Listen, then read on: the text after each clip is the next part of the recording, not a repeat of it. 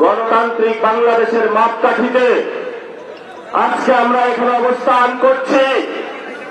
গত 17 বছরে যেই ভাইয়েরা বলেছিল বাংলাদেশে গণতন্ত্র প্রয়োজন, যে ভাইয়েরা বলেছিল আমার বাসার সামনে বালুর ট্রাক, সেই ভাইয়েরা মৌলভীবাজার থেকে হবিগঞ্জে যাওয়ার সময় দেখি রাস্তা বন্ধ, রাস্তাতে ট্রাকের চাক্কা পাংচার করে ট্রাক রেখে দিয়েছে, কিন্তু বালু ছিল না। ভাগ্যিস আমাদের আমরা দাঁড়িয়ে আছে। পুলিশ ভাইদেরকে বললাম, আপনাদের যারা অফিসার তাদের সন্তানরা বিদেশে পড়ে, রাতের স্থানীয় যারা এমপি তাদের সাথে মাদকের ব্যবসা করে, সন্ত্রাস করে, দুর্নীতি করে, যারা পুলিশের সাধারণ সদস্য তাদের সাথে আমাদের কোনো প্রবলেম নাই।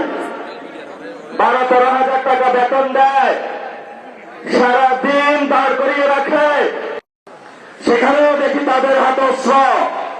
বাম দিকে তাকাইলাম, সেখানেও দেখি অস্ত্র। চিন্তা করলাম এই বাহিনী বাংলাদেশে আবার কোথা থেকে আবিষ্কৃত হলো? গা বাহিনী, কুড়ার বাহিনী। বাংলাদেশে আপনাকে হয়তো গণতন্ত্র বেছে নিতে হবে। যদি সন্ত্রাস বেছে নেন, সকল সন্ত্রাসীদেরকে মোকাবেলা করতে আমরা প্রস্তুত আছি। বাংলাদেশে আমরা শুধু একমাত্র এক আল্লাহ ছাড়া কাউকে ভাববো। যে 17 বছর এগুলা জেলে থাইকা সভ্য হয়ে গেছে, শেখ হাসিনার জেলে অনেক নিরপরাধ মানুষ ছিল জেলে। ঠিক আছে, আমরা একটু তাদেরকে উদ্ধারে এগিয়ে গেলাম, জেল খুলে দিলাম। ওদের আগের যে খাসলা প্রিয় তারেক রহমান আসতে পারতেন না দেশে। আমরা আপনার মাকে মুক্ত করে দিয়েছিলাম, রক্ত আমরা দিয়েছি।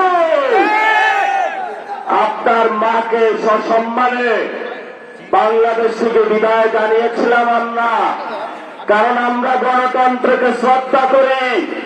উনি বলেছিলেন ওদের হাতে গোলামের জঞ্জির, আমাদের হাতে স্বাধীনতার পতাকা।